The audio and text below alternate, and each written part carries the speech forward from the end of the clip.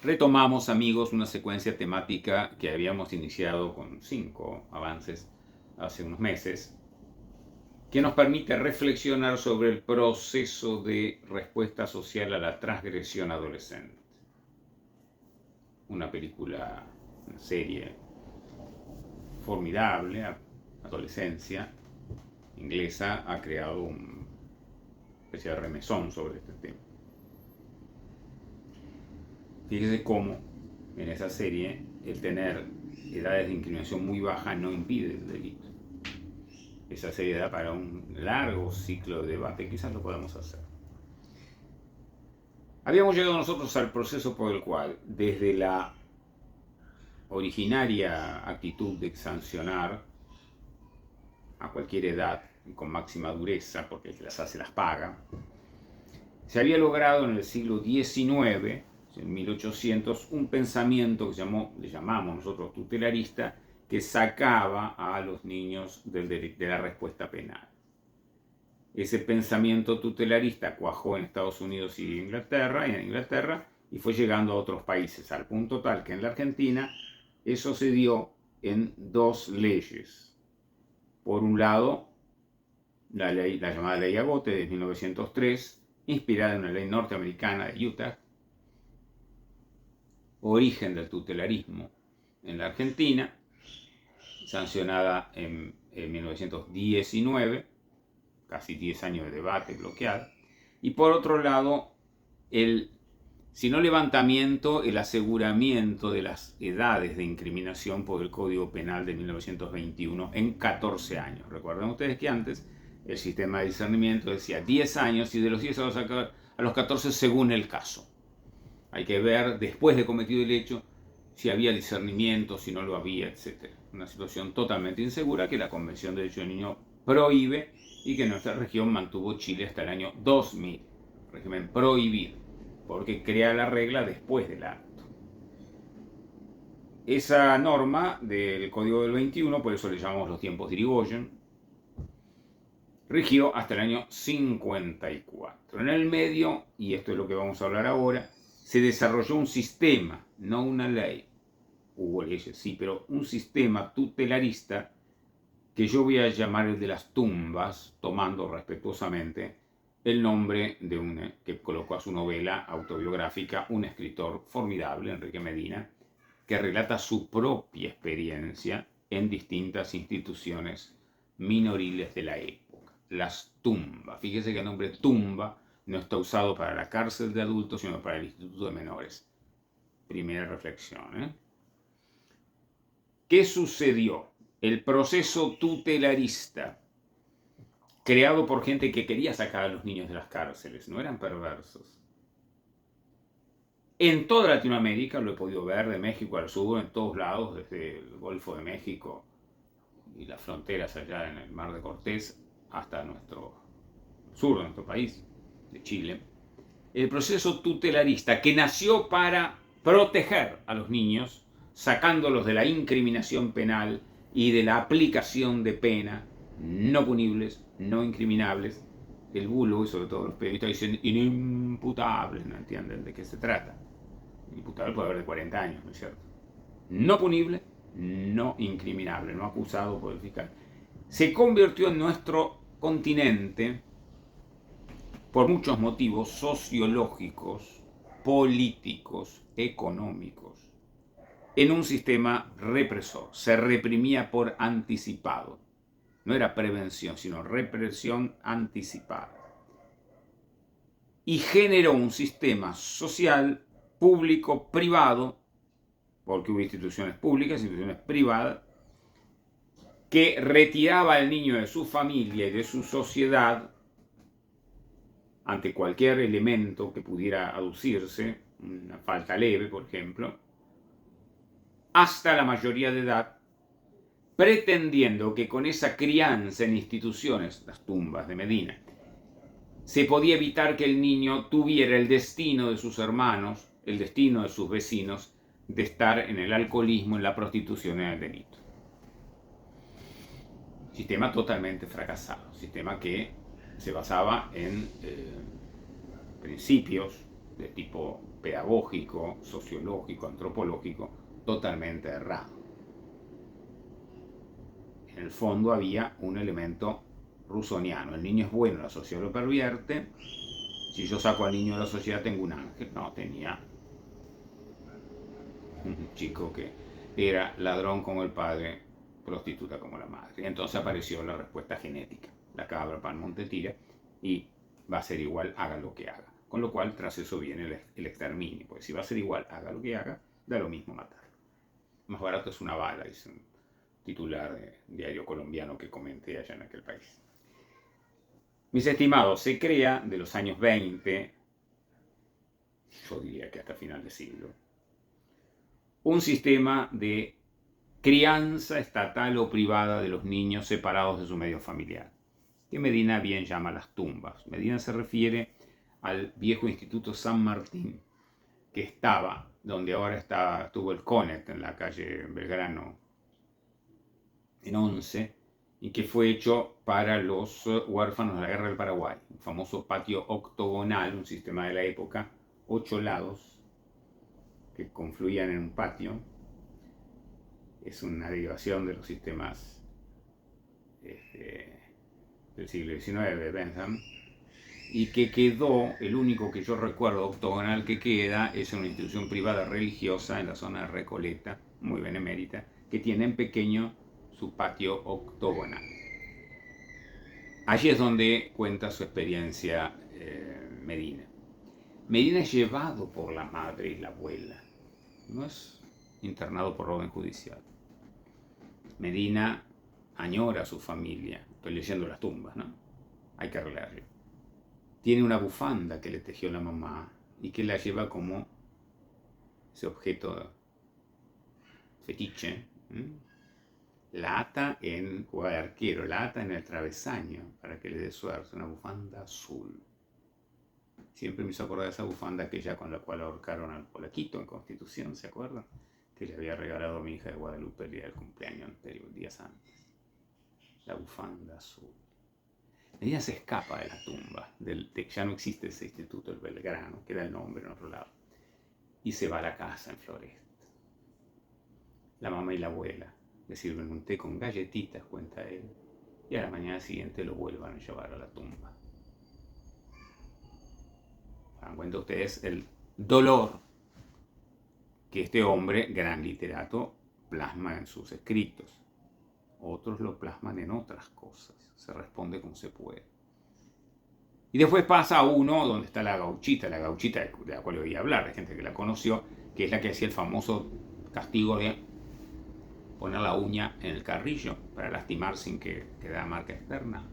La gauchita, una prefecta de disciplina del Instituto Martín Rodríguez de Mercedes. Después se lo dieron a la gendarmería, los avatares de todo ese capital puesto al servicio de los niños, que después va pasando para cada uno, ¿no? Esto es muy, muy interesante ver cómo las sociedades van destinando una cosa a la otra.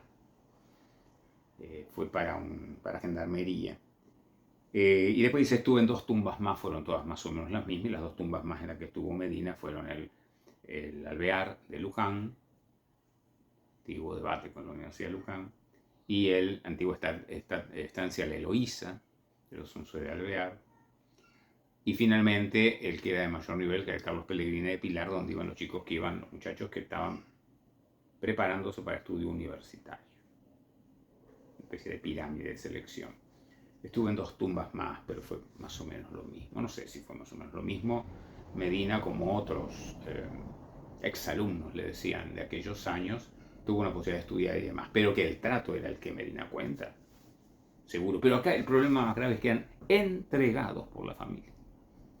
Ese sistema tutelarista, que de algún modo contribuimos a desmontar, dándole otras finalidades a distintos institutos, fue el que convirtió al sistema tutelar en mala palabra. Porque lo que nació para proteger terminó siendo para prevenir el delito a través de la reducción de socialización de los niños.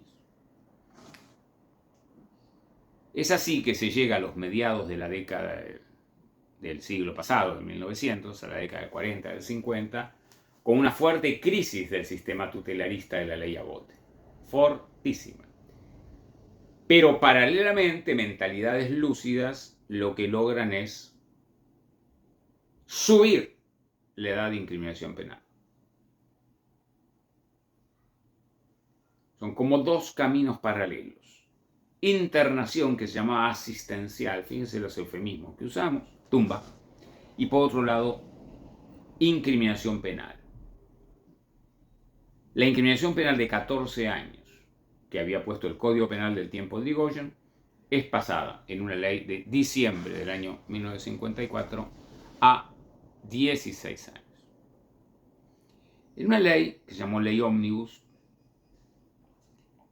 organizada por el que era director de Asuntos Legislativos del Ministerio de Justicia, el doctor Jorge Joaquín Llambillas, una lumbrera, un sabio del derecho civil argentino, y donde, único ejemplar en el mundo, una ley destinada a relaciones de familia incorpora el tema de la transgresión de los niños respecto a la ley penal.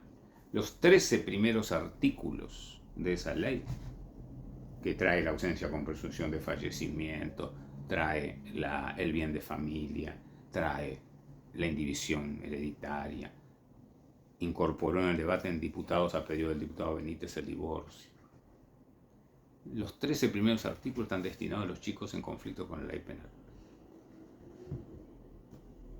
Y el mensaje de elevación comienza diciendo, en esa época las leyes no empezaban diciendo, esta ley tiene como objeto hacer tal cosa. Eso estaba en el mensaje. La ley tenía normas. Comienza diciendo, es un imperativo fundamental de la doctrina nacional extraer a los menores de 16 años del derecho penal. Firmado Juan Perón. Unanimidad en diputados y en senadores, presentada creo que el 8 o 7 de diciembre, sancionada el 16, publicada el 30 de diciembre del año 54. Fija lo que es la doctrina argentina y la doctrina mundial en algún momento, la doctrina canónica, etc. 16 para la incriminación y de 16 a 18 el régimen penal, sí, con incriminación, pero atenuado y con distintas posibilidades. No tenemos tiempo ahora de analizarlo, lo vamos a hacer en el próximo. Y vamos a hablar de los adversarios, enemigos de esa ley 14394. Pero sí les quiero hacer una advertencia. Cuando se habla de imputable, se habla de la calidad personal de discernimiento del acto ilícito. Uno puede ser inimputable a los 25 años, a los 40, etc. Hay ancianos inimputables. De lo que aquí se trata no es de la imputabilidad personal. Se trata de la respuesta social estatal al hecho que la ley califica como delito.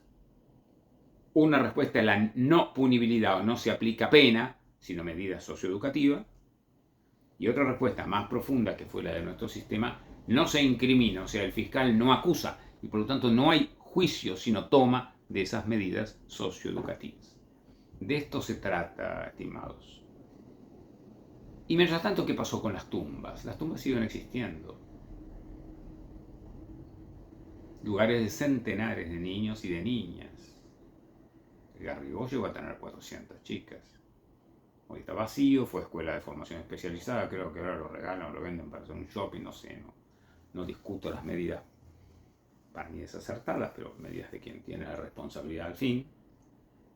El destino de los bienes que la sociedad y los legados, las herencias, destinaron a los niños, cayó en manos de políticos que los destinan a negocios, por ejemplo, dárselo al intendente amigo, dárselo al gremio amigo, o vender. El Estado vende lo que no compró. Familias argentinas dejaron todos sus bienes a los niños, los Otamendi, por ejemplo. La casa histórica, el Castillito de San Fernando, hoy en manos de la Municipalidad, Centro Cultural, me parece muy bien. En la capilla, en los vitró, las 3 espigas de trigo de los Belgrano, porque era la familia Belgrano, normal. La casa familiar de ellos, en la calle Salta, que ganó un premio de reconstrucción, de puesta en valor, los años del Consejo, se la dieron creo que a un gremio para hacer una guardería. Y las 5.000 hectáreas en Otamendi, Camino Campana, provincia de Buenos Aires, ahí están. Arrepiñadas por todo, hasta un juez federal que se mandó cosechas de soja en esa tierra. El Estado vende lo que no compró y los funcionarios roban lo que no es de ellos. Y como eso podemos ver el Unzué de Mar del Plata, hecho como una especie de homenaje al padre, una especie de gran iglesia con un pantocrator impresionante y un sector de niñas para limpiarlo, para cuidarlo, ¿no? Podemos ver en su momento Ursula Johanna Inchausti. Podemos ver, el Agote, que era el hogar del Alba de William Morris.